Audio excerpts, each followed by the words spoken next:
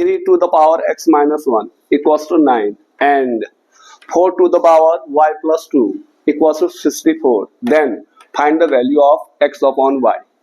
यदि 3 की घात x माइनस 1 9 के इक्वल हो और y की घात y प्लस 2 64 के बराबर हो तो हमें x अपॉन y का मान ज्ञात करना है. एट फर्स्ट पहले 3 to the power x minus 1 equals to 9 है, तो 9 को हम लिख सकते हैं 3 into 3. Okay, equals to 3 into 3 means 3 square. 3 to the power x minus 1 3 square है. आधार 3 है, आधार 3 है, घात में x माइनस 1 है, घात में x माइनस यहाँ 2 है और दोनों चीजें बराबर है.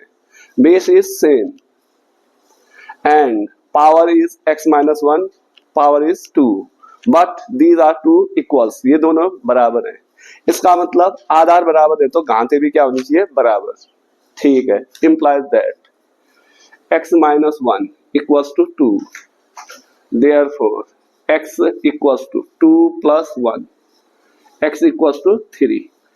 Now given 4 to the power y plus 2 equals to 64. 64 means 4 into 4.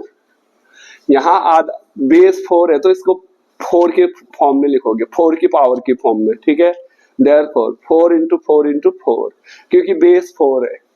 यहाँ बेस 3 था तो इसको 3 into 3 के फॉर्म में लिखा. यहाँ बेस 4 था तो इसको 4 into 4 that is 4 it's a cube. 4 y plus 4 to the power y plus 2. Okay, base same है 4 पावर भी इक्वल होनी चाहिए फिर, क्योंकि दोनों नंबर क्या है, equal. Both numbers are equal, their bases are also equal, implies that indices should be equal. y plus 2 equals to 3, तो आधार भी बराबर होने चाहिए. तो y equals to 3 minus 2, what, y equals to 1. Therefore the value of x upon y, x की value 3 है, रख दो 3, y की वैल्यू 1 है. Therefore x upon y equals to 3. तो वैल्यू हो जाएगी x upon y equals to 3.